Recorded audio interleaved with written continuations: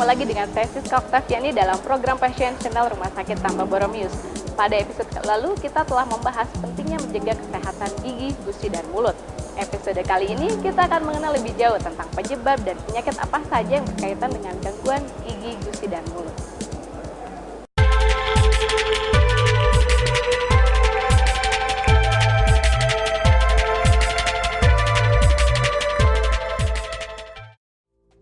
Gigi, gusi, dan mulut merupakan satu kesatuan dan ini berfungsi untuk kesehatan tubuh secara umum. Karena fungsi utama dari gigi, gusi, dan mulut itu untuk membantu proses pengunyahan, atau makan ya, di mana makanan ini sangat diperlukan oleh kesehatan badan kita. Selain itu, gigi, gusi, dan mulut juga berfungsi untuk membantu bicara yang diperlukan untuk berkomunikasi. Dan yang terakhir yang tidak kalah pentingnya ialah untuk kosmetika atau estetika, penampilan, di mana ini untuk meningkatkan kepercayaan diri. Nah, ini sebetulnya banyak sekali gangguan yang dialami gigi, gusi, dan mulut ya. Mungkin saya di sini membatasi kasus-kasus yang sering saya temui, terutama di Poligigi Rumah Sakit Boromius. Yang paling sering terjadi itu adalah gigi berlubang, biasa disebutnya karies dentis. Gangguan gigi, gusi, dan mulut merupakan salah satu dari 10 penyakit terbanyak di puskesmas atau rumah sakit 5 tahun belakangan ini. Hampir sekitar 60% masyarakat Indonesia pernah mengalami gangguan pada gigi, gusi, dan mulut. Pada tahun 1980, ditemukan bahwa hampir 90% anak sekolah mengalami gangguan gigi, gusi, dan mulut.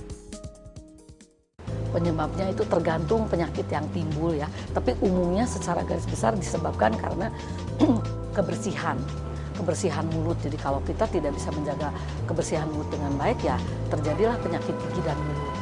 Jadi kuncinya satu, home care atau membersihkan gigi dan mulut dengan cara misalnya menggosok gigi, itu yang paling gampang ya, walaupun sebetulnya untuk membersihkan mulut ini ada yang lain-lain selain menggosok gigi ya.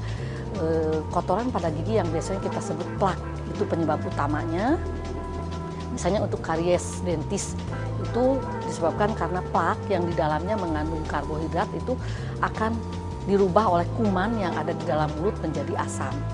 Dan asam inilah yang akan melarutkan email gigi sehingga terjadinya gigi berlubang. Penyakit gusi yang ringan itu kan tadi kita sudah sebutkan, itu disebut gingivitis, itu hanya terjadi peradangan saja. Pada kasus yang lebih berat biasanya dapat terjadi periodontitis, lalu abses dan mengenai tulang gigi sehingga gigi dapat kuyang dan lepas dengan sendirinya. Menurut penelitian Persatuan Dokter Gigi Indonesia atau PDGI, gangguan gigi, gusi, dan mulut dapat memicu penyakit lainnya.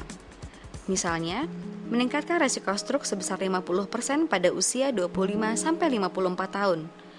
Selain itu, sebuah studi menyebutkan adanya korelasi antara penyakit gusi dengan penyakit jantung. Tadi sudah kita sebutkan juga bahwa kelainan pada gigi dan mulut itu dapat menyebabkan infeksi, di mana infeksi ini akan merupakan fokus infeksi pada organ-organ tubuh yang lain.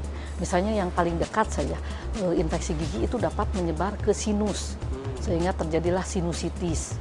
Belum lagi bisa terjadi ke organ tubuh yang lain seperti misalnya jantung, ginjal, penyakit mata, dan kulit. Ya, mungkin resiko yang paling utama yaitu intake makanan menjadi kurang ya. Kalau ibu hamil, dia sakit gigi, dia makannya kurang, berarti intake makanan untuk bayi juga kurang. Itu tentu saja tidak baik. Selain itu juga pada ibu hamil apabila dibiarkan gigi sakit, kita memerlukan obat-obatan tuh agak sulit ya, karena misalnya pemberian antibiotik harus dibatasi pada ibu hamil. Jadi saya sarankan untuk ibu-ibu hamil itu pada saat awal segera mengecek gigi ke dokter gigi, karena image yang ada di luaran tuh ibu hamil tidak boleh datang ke dokter gigi.